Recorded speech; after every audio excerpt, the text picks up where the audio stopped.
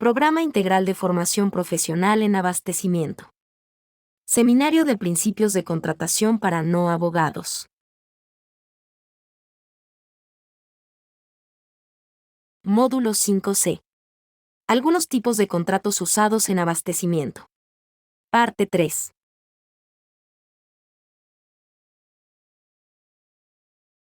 En este módulo estudiaremos algunos tipos de contratos usados en abastecimiento. Parte 3. Agencia. Franquicia. Mutuo. Factoraje.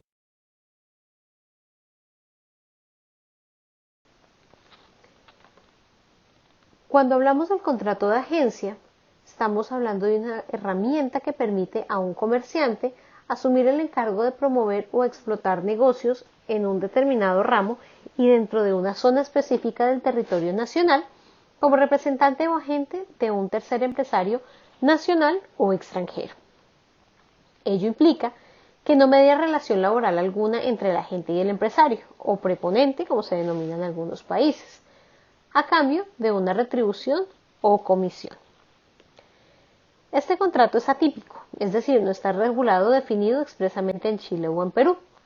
¿Qué significa? Que las partes pueden establecer las reglas del juego con base en las leyes comerciales vigentes que regulan otros contratos comerciales similares, así como los desarrollos doctrinales. Por ejemplo, en Perú, el agente no está en relación de subordinación respecto al agenciado, es decir, el agente asume el negocio por su propia cuenta de riesgo.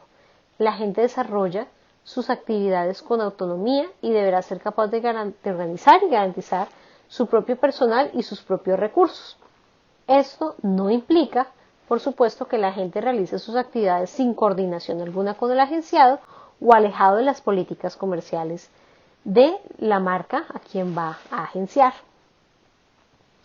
En cambio, o por otro lado, en Chile, el agente comercial no asume riesgo alguno respecto de los actos, contratos u operaciones que promueve o celebra por cuenta de este tercero, aunque en algunos casos esté en la obligación de garantizar el cumplimiento de unas metas de ventas o unas metas de distribución. Por su parte, en Argentina, Ecuador, México y Colombia es un contrato típico, es decir, sí está regulado por la ley, pero se le da prevalencia a lo que establezcan las partes de común acuerdo. En Argentina, por ejemplo, el agente es un intermediario independiente, es decir, no asume el riesgo de las operaciones ni tampoco representa al empresario. En Ecuador, con el nuevo Código de Comercio, se le reconoce al agente, en cambio, la posibilidad de prestar sus servicios a varios empresarios, a excepción o siempre y cuando estos empresarios no sean competidores entre sí. En Colombia es un contrato que está regulado y en México, como tal, no hay normas uniformes, pero en ambos países el agente se caracteriza porque actúa de manera independiente a la marca o al empresario principal, por cuenta y riesgo propio hace los negocios y establece su propia empresa, que tiene como finalidad la comercialización de ciertos productos perfectamente determinados o indicados por el principal en una zona exclusiva, pudiendo concluir o no las operaciones y actuar en nombre propio o en nombre del principal, según se haya establecido en el contrato, obteniendo pues a cambio de dicha explotación un pago o comisión. Ahora bien, partiendo de estas diferencias claves que existen en el contrato de agencia, dependiendo del país donde nos encontremos, de manera general diremos que el contrato de agencia primero es una forma de intermediación, es decir, un tercero llega a los clientes o distribuye a los clientes mercancías cuya marca es de un empresario tercero, nacional o extranjero. Segundo, el agente tiene su propia empresa y la dirige autónomamente, es decir, en ningún país el contrato de agencia significa que un empresario sea empleado del otro. En realidad siempre, en todos los países de América Latina, el agente y el principal no tienen relación laboral, ambos son autónomos e independientes. ¿Esto qué significa? de independencia o autonomía, pues que el agente debe establecer una infraestructura con patrimonio propio para realizar la actividad de comercialización y capturar mercados, conservando en todo caso su autonomía respecto de la empresa principal. Ahora bien, la actividad del agente se encamina a promover y explotar los negocios de un empresario en un territorio determinado. Cuarta característica, el desempeño de la labor exige, por supuesto, permanencia y estabilidad. Entonces, los contratos de agencia suelen ser contratos por largos periodos de tiempo y se permite o básicamente se le da prevalencia a la permanencia o a la renovación continuada de este tipo de contratos. También el agente tiene derecho a una remuneración o comisión. Puede ser una comisión fija por el solo hecho de promocionar sus productos más una variable o comisión dependiendo de las metas de ventas, o también se puede establecer simplemente que no exista una comisión fija, sino que todo sea variable. Es decir, el agente puede ganarse cierto valor o se gana la suma de dinero dependiendo del volumen de ventas que logre. Ahora, en cuanto al riesgo, el agente asume o no el riesgo de las operaciones y de los negocios dependiendo del país que se trate. Como lo dijimos al inicio, en Chile y Argentina no asume riesgos. En cambio, en México y Colombia, el riesgo de si le va bien o mal, es decir, si hay pérdidas o ganancias, lo puede o no asumir según lo pacte con la empresa principal. ¿Cuáles son los requisitos de ese contrato de agencia comercial? En primer lugar, el contrato de agencia debe constar por escrito. Y segundo, en Colombia, además de que esté por escrito, se exige que sea inscrito en el registro mercantil de la Cámara de Comercio, donde el agente desarrollará la agencia, pues sin ese registro, básicamente este contrato no tiene validez frente a terceros. Ahora bien, ¿cuál es el contenido mínimo del contrato de agencia comercial para que pueda tenerse pues como tal y no se confunda con otros contratos similares como el de distribución? En primer lugar tenemos las partes, por un lado empresario o principal y el agente. Segundo, el objeto del contrato. Entonces tendremos que establecer cuáles son las actividades a desarrollar.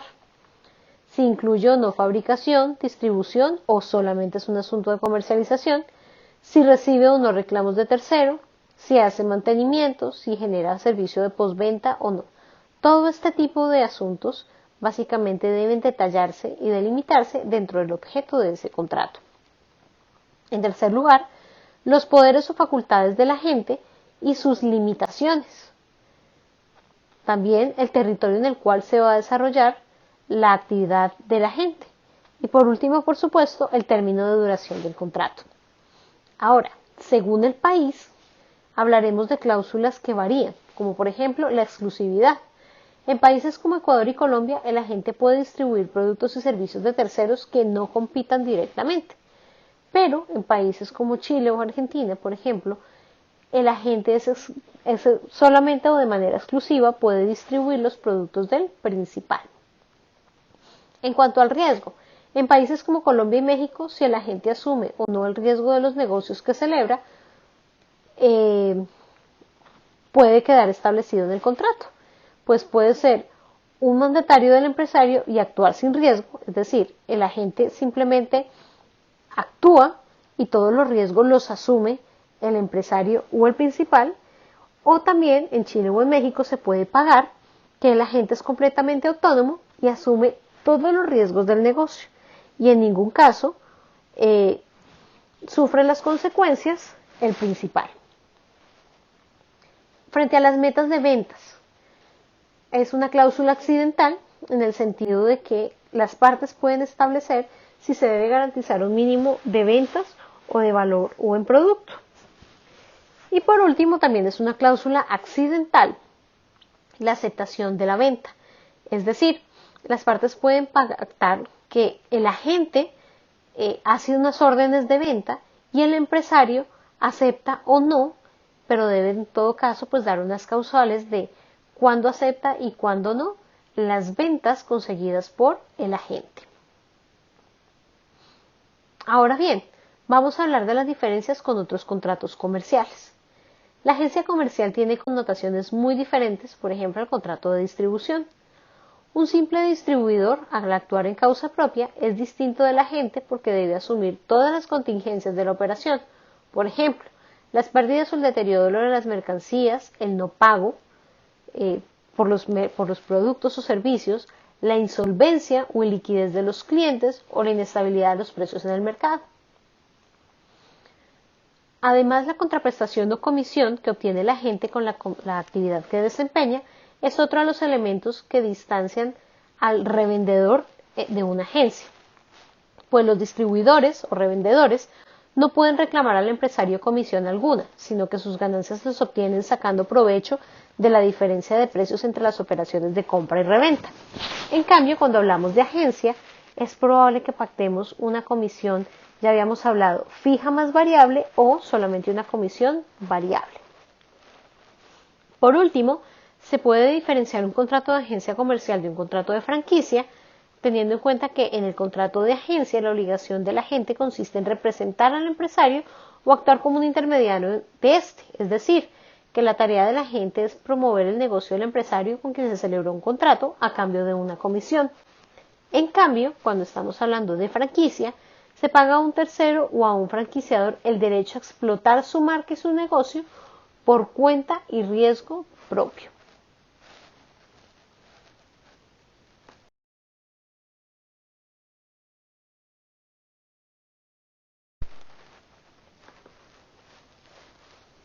Podemos definir la franquicia como el contrato por medio del cual una persona, franquiciado, puede explotar una marca bajo la gestión y direccionamiento del franquiciador con el objeto de obtener unas ganancias por propia cuenta y riesgo, pero con el cargo de pagar el derecho a usar dicha marca.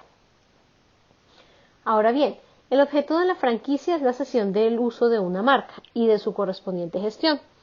En ese orden de ideas, el franquiciador cede su marca y le proporciona al franquiciado el plan estratégico para el desarrollo del negocio, situación que no ocurre, por ejemplo, con la agencia, ya que la agente distribuye el producto a nombre del empresario sin que le ceda la marca ni los derechos que se desprenden de ella, ni que le dé, por supuesto, un plan de gestión sobre cómo explotar ese negocio.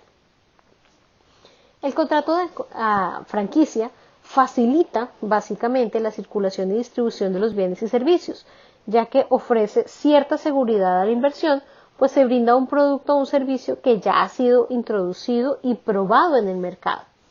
Por ejemplo, tenemos contratos de franquicia como Subway, McDonald's, Kentucky Fried Chicken, entre otras que existen en el mercado. ¿Cuáles son las partes del contrato? Por un lado tenemos el franquiciador, que es la persona que inicia la empresa jurídica y económicamente independiente. Además, es el que promueve una red de franquicias, donde es el responsable y tutor permanente de su negocio y pues de su marca. ¿Cuáles son las obligaciones del franquiciador? Primero, pues haber consolidado con éxito un negocio durante un periodo de tiempo determinado. Segundo, tener derecho legal sobre el nombre comercial, la marca y pues todos los elementos distintivos de identificación de su red. Tercero, proporcionar información, asistencia comercial o técnica a todos sus franquiciados en forma permanente mientras dura el contrato de franquicia. Por su parte, los franquiciados son aquellos que adquieren o compran esa idea de negocio inicial para por su propia cuenta y riesgo explotarla, pero de acuerdo con los lineamientos dados por ese franquiciador, es decir, ellos reciben el cómo hacer el negocio dependiendo de los lineamientos y directrices dados por ese franquiciador. ¿Cuáles son las obligaciones de los franquiciados? Primero, trabajar con esfuerzo y dedicación en su empresa de franquicia para conservar la reputación y el buen nombre de la empresa. Segundo, pues dar periódicamente al franquiciador información financiera y contable, así como los procedimientos en la gestión aplicada en la empresa de la franquicia. Tercero, pues permitir al franquiciador o a sus representantes el libre ingreso al local o locales, así como exhibir pues toda la documentación pertinente que les sea solicitada. Cuarto, no revelar a terceros durante ni después del contrato de franquicia el know-how de la compañía. ¿Qué es el know-how? Precisamente la forma en que se explota el negocio, la forma en cómo se lleva a cabo la distribución, la fabricación, la comercialización del negocio. Incluye, por supuesto, pues todo lo que tenga que ver con patentes, secretos industriales, en general todo lo que tenga que ver con propiedad intelectual. Ahora bien, hay obligaciones que deben cumplir en conjunto tanto el franquiciado como el franquiciador.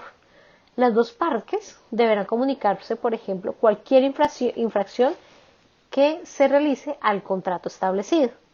Y, por supuesto, es deseable que el franquiciador otorgue a los franquiciados un precontrato en el cual se estipulen con anterioridad a la firma cuáles son los gastos, obligaciones y derechos que deben cumplir después el franquiciado al firmar pues el contrato definitivo de franquicia, para que el franquiciado tenga una idea inicial de cuál va a ser el monto de dinero que va a gastar en la inversión inicial, es decir, en el montaje del local con todos los lineamientos, requerimientos, muebles, colores, en fin, que le indique el franquiciador. Ahora bien, todo contrato de franquicia debe ajustarse a la legislación nacional de cada país, pero mínimo deberá cumplir con los siguientes preceptos. Primero, todo contrato debe ser escrito y traducido por un traductor jurado a la lengua oficial del país donde se haya establecido el franquiciado. Porque, por ejemplo, una franquicia puede ser McDonald's. McDonald's es una empresa americana y si se va a establecer una franquicia en cualquier país de América Latina, pues por supuesto deberá estar en español y en inglés y debe ser con una traducción oficial. Adicionalmente, ese contrato debe establecer las obligaciones y responsabilidades respectivas de las partes y todas las demás condiciones importantes de la relación de franquicia. En ese orden de ideas, ¿cuál es el contenido mínimo de un contrato de franquicia? Por un lado, los derechos que son concedidos al franquiciador. Por supuesto, los derechos concedidos al franquiciado. ¿Cuáles van a ser los productos que serán suministrados al franquiciado para que realice la elaboración de los productos o de las mercancías de la misma manera y con las mismas características que lo hace el franquiciador? Y en ese orden de ideas se desprenden o debe tener el contrato de agencia cuáles son las obligaciones del franquiciador y las del franquiciado. Por supuesto, cuáles son las condiciones de pago del franquiciado. Durante la duración del contrato, claramente está, y dentro de esa duración debe ser lo suficientemente larga pues para permitir a los franquiciados amortizar la inversión inicial que realizaron pues para poder poner en marcha la franquicia. Adicionalmente, debe establecer el contrato las condiciones para la renovación de ese contrato. También las disposiciones relacionadas con los signos distintivos, el nombre comercial, la marca de los productos o servicios, el uso de rótulos, logotipos u otros elementos de identificación usados por el franquiciado, porque pues claramente no va a poder utilizar la marca ni los logos si no existe el permiso para poder explotar esa marca. El contrato de agencia también debe contener el know-how y todo lo relacionado con la asistencia técnica, dado que efectivamente el franquiciador es el que le dice cómo hacer el negocio, la manera en que debe conducirlo e incluso en algunos casos se asignan programas de software que deben ser usados por todas las compañías, pues por supuesto debe haber una capacitación al franquiciado de cómo utilizar esos programas contables, de cómo, en caso de que haya algún requerimiento o algún inconveniente, pues cuáles van a ser los asuntos de asistencia técnica. También deben incluir las disposiciones para la terminación del contrato. ¿En qué casos se puede terminar el contrato de franquicia? Toda vez que como tiene una inversión inicial grande, pues la idea no es que el franquiciador, una vez vea que se puso una franquicia y que la franquicia da buena venta, pues que no tenga la oportunidad de simplemente sacar de la nada o terminar el contrato con el franquiciado para después volver a poner el mismo su establecimiento allí y pues obtener todas las ganancias y explotar una clientela que por supuesto ha venido trabajando el franquiciado. Entonces, para evitar esa competencia desleal entre franquiciador y franquiciado, deberán dejarse previamente las causales por las cuales ese contrato de franquicia puede terminar. Y por supuesto, cómo va a ser la entrega inmediata de todos los bienes que al inicio del contrato se entregaron al franquiciado para que una vez termine el contrato, pues él las entregue completamente al franquiciador y en ese orden de ideas no pueda después montar un negocio propio con las mismas directrices, programas y con las mismas mercancías del franquiciador. Ahora bien, dependiendo del objetivo de la franquicia, pues tenemos diferentes tipos. Tenemos la franquicia comercial, como por ejemplo Burger King, Hard Rock Café. Son aquellas en las cuales el franquiciador cede a sus franquiciados todos los elementos necesarios para permitir la venta de productos o la prestación de servicios al consumidor final. Tenemos también la franquicia industrial, como Coca-Cola o Pepsi, que se da cuando el franquiciador cede al franquiciado el derecho de fabricar, es decir, le cede la tecnología, la capacidad de comercialización de productos y servicios, la marca, los procedimientos administrativos y de gestión y todas las técnicas de venta. ¿Para qué? Para que el franquiciado básicamente pueda desde fabricar hasta distribuir a los consumidores finales los productos y servicios de la marca que está explotando. También tenemos franquicias de distribución o de producto, como por ejemplo, se ve mucho en vehículos como Ford, Nissan, y es aquella cuyo objetivo es la distribución de un producto o productos, tanto si son fabricados por el franquiciador como si éste actúa como central de compras. Y ahí es cuando tenemos que en algunos casos hay marcas que se importan las partes, se ensambla por parte del franquiciado y lo pone después a venta a terceros, por ejemplo. Hay franquicia de servicios, como por ejemplo Avis, que es un establecimiento que renta vehículos y básicamente es una franquicia cuyo objeto es la prestación de un servicio al cliente final. Bueno, ¿cuál es la diferencia del contrato de franquicia, por ejemplo, con el contrato de agencia? En cuanto a la remuneración en cada contrato, recordemos que en la agencia la gente recibe una remuneración aunque el negocio no se complete por causales imputables al empresario o cuando el empresario decide dar por terminado de manera unilateral y sin justa causa el contrato. Mientras que en la franquicia, el franquiciado obtiene el producto de la explotación de la marca, pero debe pagar un valor inicial por esta y las regalías que se acuerden con el franquiciador. Es decir, no solamente debe pagar un valor al inicio o una cuota de inicio para pagar el derecho de explotar una marca, sino que adicionalmente mes a mes debe pagar unas regalías, o es decir, un porcentaje de dinero con base en las ventas.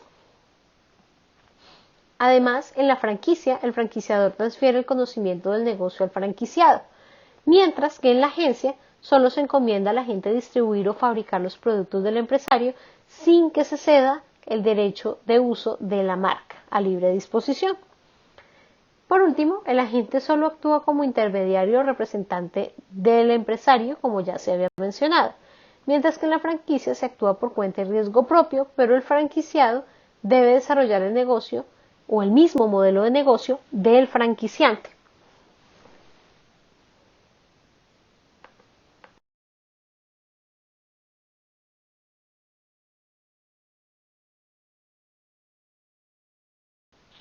En el contrato de mutuo o préstamo de consumo, estamos hablando de un contrato en virtud del cual una persona llamada prestamista o mutuante entrega a otra denominada prestatario, mutuario o mutatario dinero u otra cosa consumible para que se sirva de ella y devuelva después otro tanto del mismo género y cantidad. Pese a que puede tratarse de cualquier especie consumible, es decir, que se agota con el primer uso como los alimentos, por antonomasia el mutuo es un contrato de préstamo de dinero, el cual suele ser remunerado mediante el pago de intereses en función del tiempo. Pero por supuesto también puede ser de otro tipo de bienes consumibles. En este tipo de contratos se puede hacer de dos formas, simple o con intereses.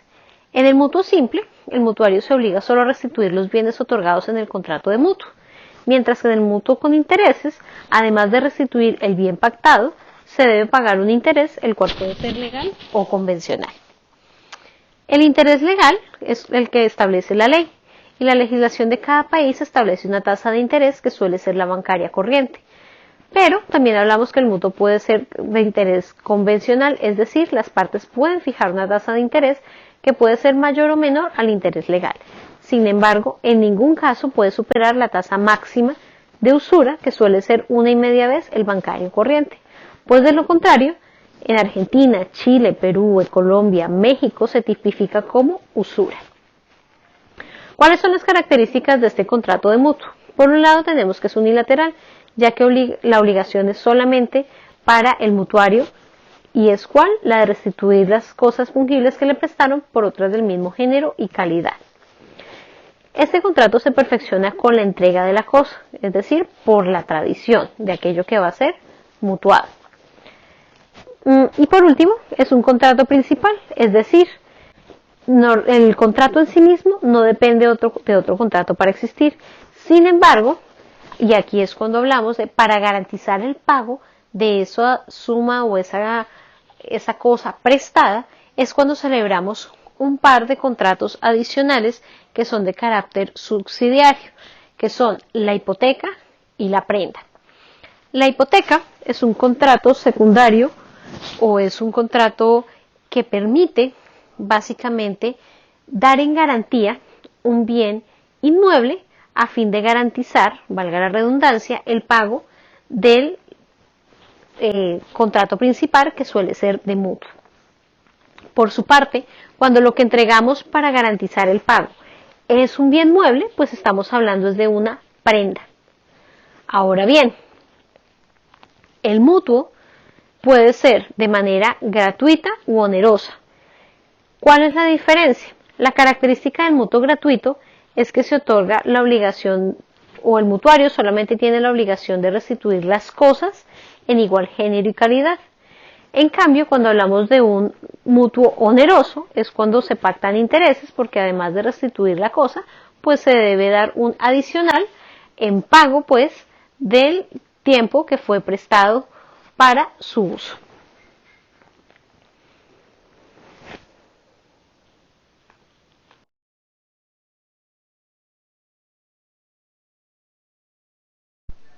El contrato de factoring o factoraje es un contrato típico o regulado en diferentes instrumentos legales, especialmente de tipo financiero en países como México, Argentina, Chile, Perú o Colombia. Sin embargo, es un contrato atípico o no regulado en países como Ecuador o Panamá. En todo caso, es una herramienta financiera que le permite a una empresa tener liquidez al vender las facturas a una tasa determinada de descuento. En otras palabras, opera de la siguiente manera.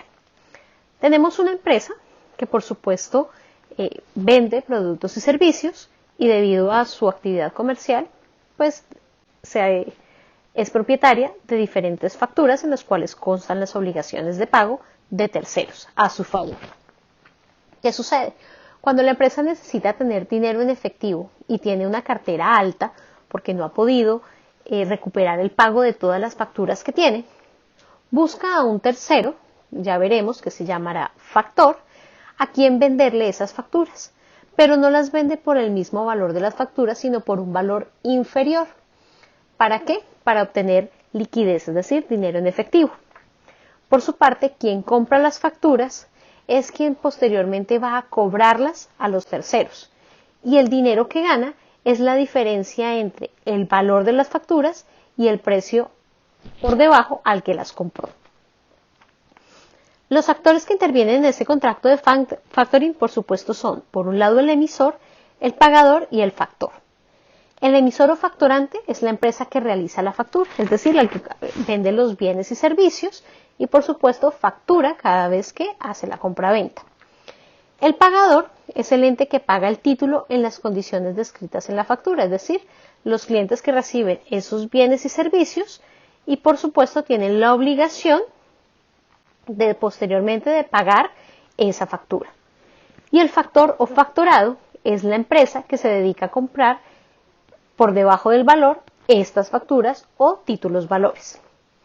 Este tipo de contrato es útil, por supuesto, para los empresarios que, como decíamos, necesitan liquidez en sus compañías sin importar el tamaño de la empresa, ya que sus pagadores normalmente suelen poseer políticas de desembolso sobre las facturas que superan los 30 días, incluso pueden irse hasta 90 y 180 días, y eso hace que las empresas pierdan un poco la liquidez.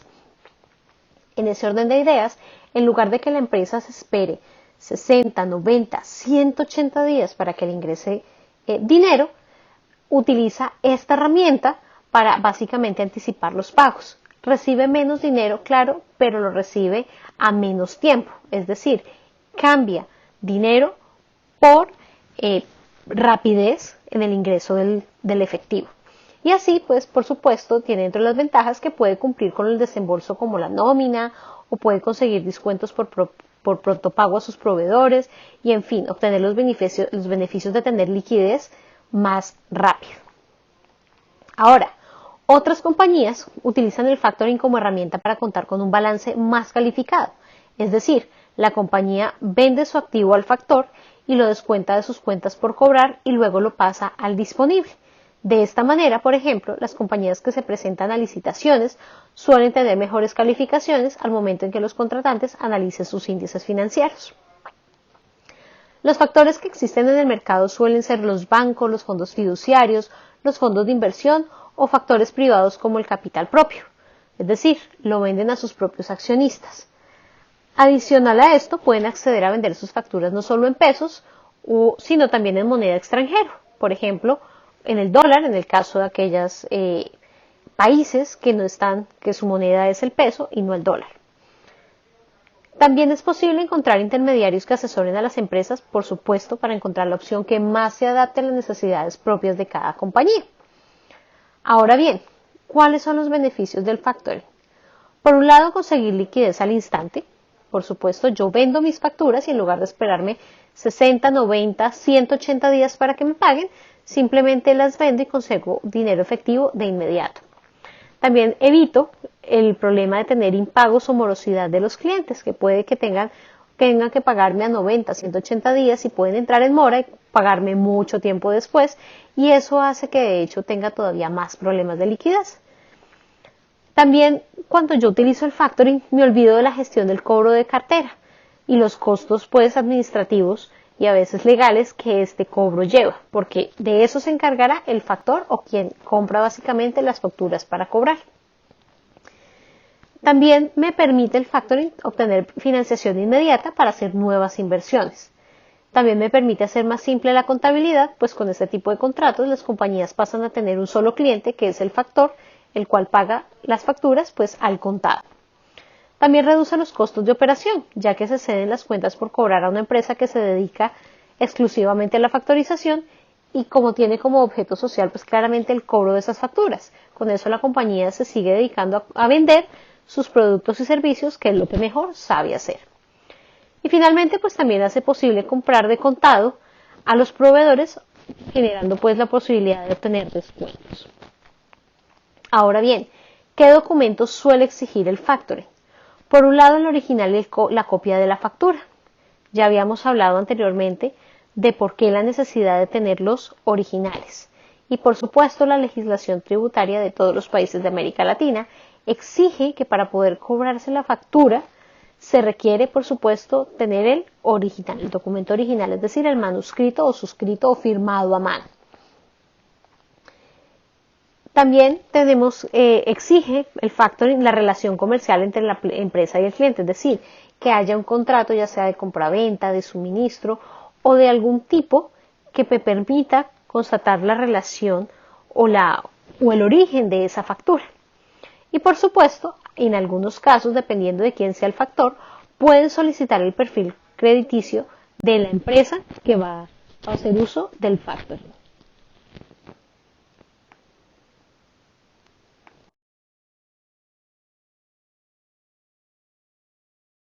¿Qué temas vimos en este módulo? Algunos tipos de contratos usados en abastecimiento. Parte 3. Agencia. Franquicia. Mutuo. Factoraje. Fuentes y referencias.